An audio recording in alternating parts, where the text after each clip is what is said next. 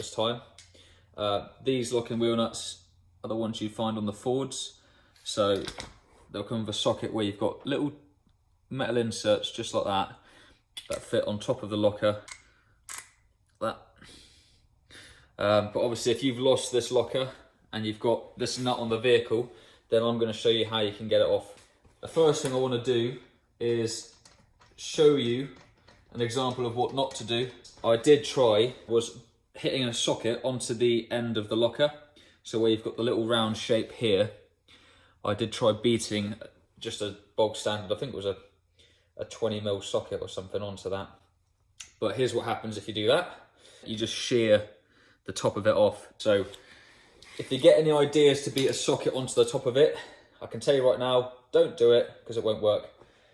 Let me show you using the Dynomec tool again. We're going to need this blade to do the job.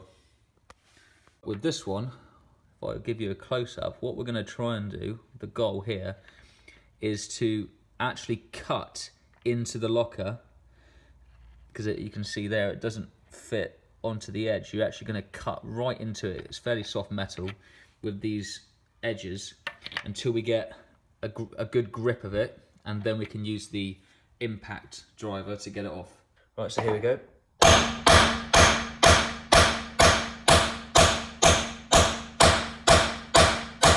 So at the moment you can actually see parts of the locker coming off where it's cutting into it. Right, so I'll give a quick shout out to Kevin from the Independent Tyre Fitters Alliance, because he actually gave quite a good tip, which was when you're hitting these impact drivers, you should actually be wearing gloves. You get a better grip and it will stop all the blisters. I mean, I've got so many calluses on my hand from doing this job that I wish I knew that about a few years ago, but I haven't got any gloves. So I suppose the best alternative to that is to just use a cloth, put it around the end, and then that way it sort of saves your hands.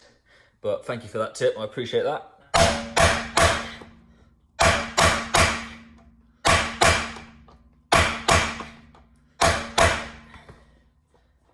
There we go.